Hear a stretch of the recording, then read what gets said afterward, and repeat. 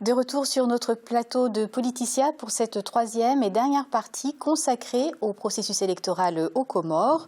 Alors, le premier tour de la présidentielle s'est tenu ce 21 février et pour en parler, nous recevons comme invité Monsieur Ali Sadi. Vous êtes porte-parole du candidat Mouini Baraka en France. Soyez le bienvenu.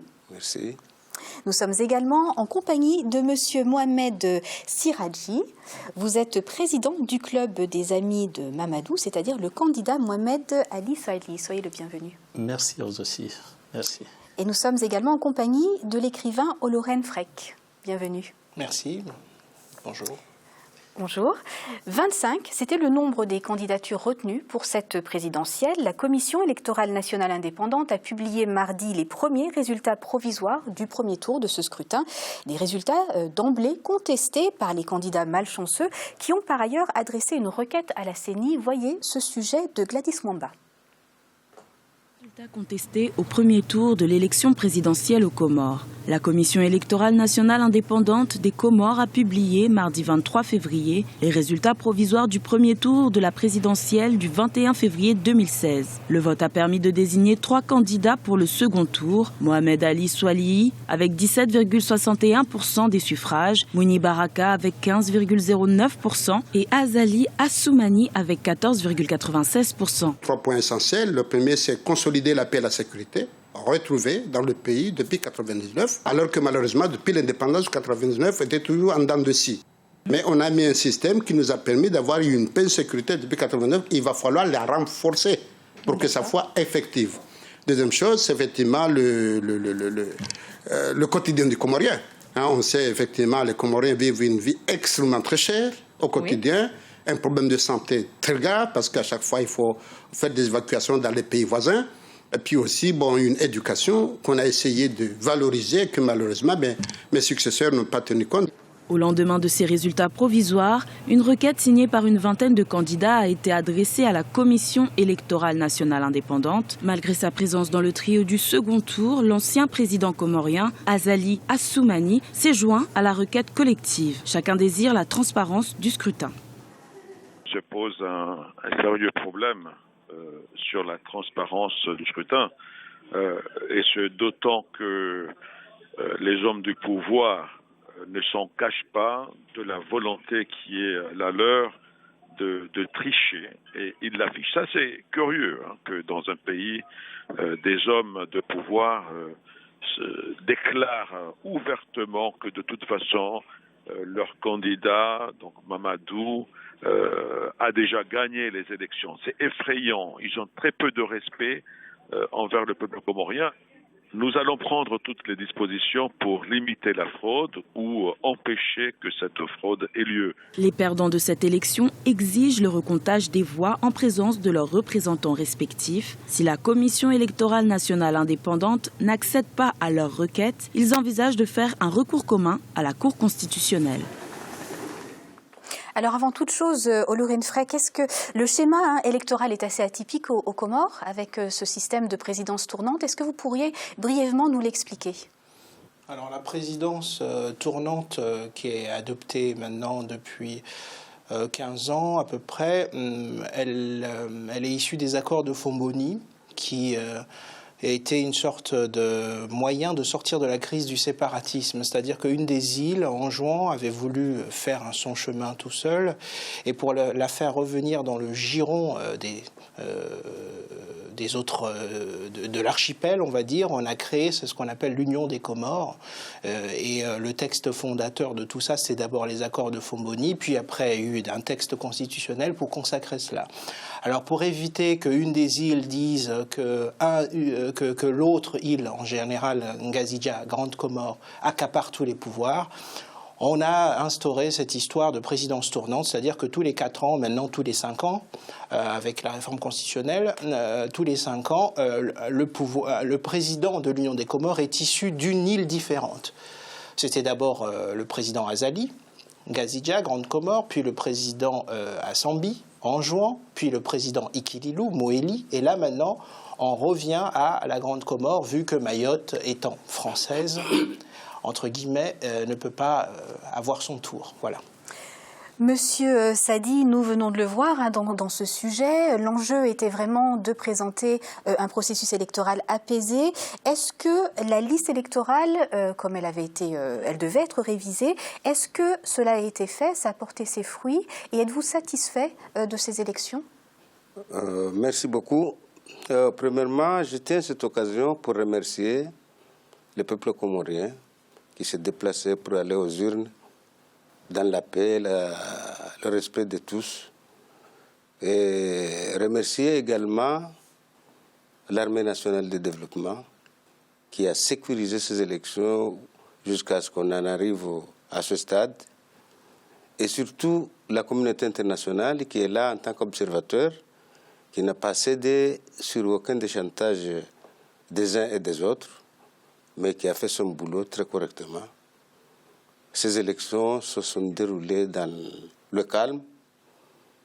Et malheureusement, quand on est 25, on n'attendait que 3. Donc ces 3-là, il faut qu'ils se plient à la volonté des urnes. Il est quand même curieux qu'aujourd'hui, alors que tout est passé dans l'ordre et dans la paix, et qu'on demande maintenant de faire des gouvernements d'union nationale comme s'il y avait un coup d'État ou quoi que ce soit de nature à compromettre les institutions de la République. Donc c'est bizarre, c'est très bizarre. Et c'est d'autant plus bizarre que aujourd'hui tout le monde crie bien, haut et fort, comme quoi tout est passé dans l'ordre. Des élections comme ça, il y a toujours des petites fraudes à droite à gauche qui ont été signalées, qui ont été corrigées immédiatement.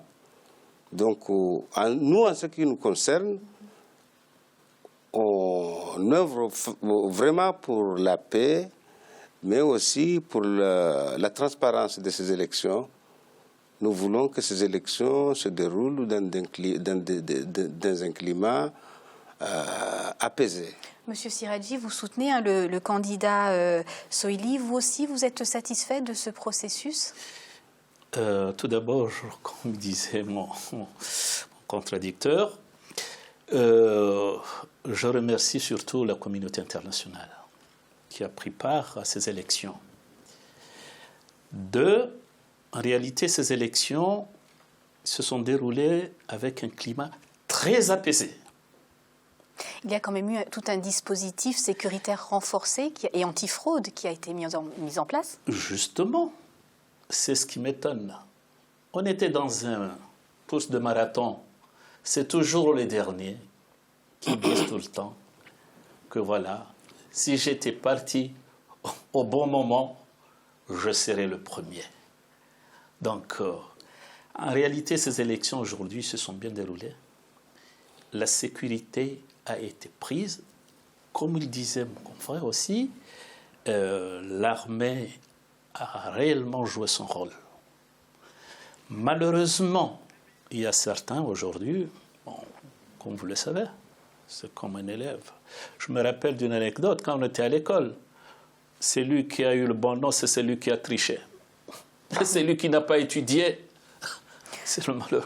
En tout cas, hein, le candidat donc surnommé Mamadou est actuellement ministre des Finances.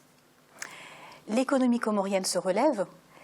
Quelles sont ses propositions pour engager notamment la jeunesse comorienne, qui est immense, hein, dans l'économie des îles? Justement, ça fait partie de son programme. Le programme de Mohamed Ali Soili, comme vous le dites tout à l'heure, surtout s'engager sur la jeunesse. Et je me rappelle dans un de ces chapitres, surtout, la jeunesse franco-comorienne qui est à l'extérieur, qui doit retrouver leur pays pour mettre en œuvre leurs expériences dans le pays. Et ça fait partie de son programme. C'est pourquoi nous, Club Mamadou, des amis, nous l'appelons aussi, c'est un candidat de synthèse, ce candidat. Pourquoi? Parce qu'il a beau travailler, il a rempli sa mission avec les anciens présidents, les régimes passés, c'est-à-dire le vieux, on l'appelle les vieux. Il était le plus jeune à l'époque. Il a travaillé avec ce système tournant. Il a accompli sa mission. Il est candidat aujourd'hui. Il a mis en œuvre les expériences passées et c'est ce qu'il a acquis pour le moment. C'est pourquoi nous l'appelons le candidat de synthèse. En tout cas, en parlant de la communauté franco-comorienne, Monsieur Sadi, vous êtes au plus proche de cette diaspora. Quelles sont ses attentes? Et est-ce qu'elle est engagée réellement dans ce qui se passe aux îles des Comores? Oui, la diaspora comorienne de France suit de très près ce qui se passe, d'autant plus qu'il était même question que cette année, ces élections-là, on devait voter, mais pour des raisons matérielles, ça n'a pas pu être concret. Donc, il suit de très près, et je pense que tous les candidats qui se sont présentés, chacun a eu sa dose pour dire que la communauté doit être intégrée dans le processus de développement, chacun à sa façon. Donc voilà, oui. Moi, revenant sur ce qu'on a été en train de parler là à propos de la déclaration qui a été faite là par les partis d'opposition qui demandent encore un recomptage, moi je pense qu'il y a eu une erreur monumentale venant du ministère de l'Intérieur actuel. Parce qu'il y a eu un dysfonctionnement entre le ministère de l'Intérieur et la Commission nationale électorale. Et ce doute-là a jeté l'huile sur le feu, dès lors que les résultats obtenus, les résultats présentés par la Commission nationale électorale ne correspondaient pas à ceux présentés par le ministère de l'Intérieur. À partir de là, les gens commencent à avoir peur. Il y a une autre incertitude également, Olourén Fekr, le taux de participation, alors certains l'annoncent à 60%, d'autres disent qu'il est au-dessus de 70%. Est-ce qu'on le connaît précisément? Oui, le taux de participation est de 74%. En tout cas, ces résultats ne sont pas... Il n'y a pas réellement des spécialistes pour ces genres de choses. Ce sont de suppositions et tout ça. Je voudrais souligner que le rôle du ministère de l'Intérieur, c'est de superviser les élections. Il est là pour attendre les résultats de la CNI. Donc, si la CNI a présenté des résultats, il y a le ministère de l'Intérieur qui est là pour ça. Bien sûr, il doit vérifier. Bien sûr, il est là pour ça. Je voudrais juste... il y a plusieurs points qui ont été soulevés. Je voudrais quand même juste dire quelque chose. Nous sommes dans une sorte de carrefour, là. Comme souvent aux Comores, il y a des moments de crispation qui peuvent tout faire basculer. Et puis, au final, rien ne se passe. Mais on ne sait jamais. Là, je ne suis pas là pour jouer les Cassandres. On ne sait jamais, mais il se peut qu'il y ait un basculement dans quelque chose. Qu'est-ce que vous entendez par basculement? Un basculement dans la violence? On ne sait pas, parce qu'il y a eu quand même, dans ces signataires, il y a même des gens qui sont au second tour. Il y a l'ancien président Zali, et il y a même Monsieur Mouni Baraka, que vous représentez, qui a aussi rejoint cela. C'est-à-dire que le candidat du pouvoir, Mamadou, se retrouve d'une certaine façon isolé par tous les autres candidats qui disent qu'ils veulent un recomptage. Et d'une certaine façon, si on ne trouve pas un moyen terme, si on ne trouve pas une façon de passer cette étape de crise, ça peut basculer parce que les esprits sont assez échauffés. Donc le second tour, en tout cas, il est prévu pour le 14 avril. Vous pensez qu'il y aura des surprises d'ici là? J'en sais rien, mais je veux dire que je trouve que nos deux contradicteurs vont un peu vite en besogne, parce que aux Comores, c'est vrai que tous les éléments sont réunis depuis au moins 10-15 ans pour que quelque chose se passe. Mais rien ne se passe par la grâce de Dieu, on va dire. mais les compteurs sont au rouge. Je trouve que le bilan qui a été dressé est assez... Nous sommes parmi les pays pauvres très endettés, nous sommes parmi les pays les moins avancés. On parle d'un petit archipel de 800 000 habitants avec des présidents, des gouverneurs, des communes pour organiser tout ça, et on n'arrive pas à se sortir de l'ornière économique.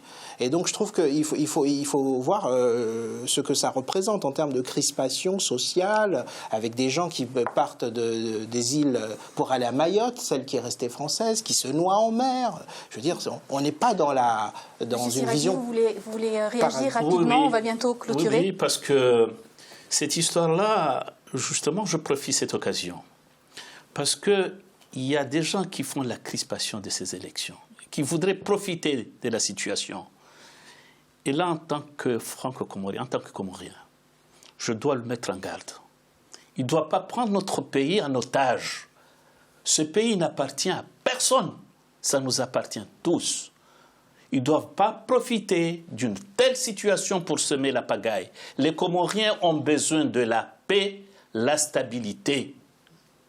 Monsieur Sadi. Nous, justement, nous avons adhéré à cette logique pour une seule et unique raison. Nous, on n'a pas peur qu'on recompte dès lors que nous avons la conscience tranquille. Et on peut, selon vous, aboutir à un recomptage? Pardon? Est-ce que vous pensez que le recomptage peut arriver? Ça ne revient pas à nous, hein? S'ils veulent faire un recomptage, qu'ils le fassent. Moi, je laisse à la loi. Nous sommes associés à cette démarche pour une seule et unique raison. Premièrement, la transparence. Et deuxièmement, prévoir ce qui vient. Ce qui arrive là, parce que dès lors qu'il y a actuellement des soupçons à droite à gauche, il y en a tout ça dans des élections, il y a toujours des soupçons. Merci. Mais à partir du moment où les gens commencent à considérer comme quoi il y a eu de la triche à droite à gauche, qu'on recompte. Merci beaucoup, Monsieur Ali Sadi. Je rappelle que vous êtes porte-parole du candidat Baraka en France. Mouni Baraka en France. Merci beaucoup. Merci à vous également, Monsieur Mohamed Siradji. Vous êtes membre du club Les Amis de Mamadou. Oui, merci d'avoir été parmi nous également, Monsieur Oloren Fekr. Très bien, merci de nous avoir invités. Merci d'avoir alimenté ce débat passionnant et qui continue. Qui va continuer dans les jours à venir. On va voir ce qui va se passer, en tout cas, aux îles des Comores. N'hésitez pas à nous appeler. Hein. Absolument. Voilà. Et merci à vous de votre fidélité. Retrouvez dans quelques instants le journal de la rédaction.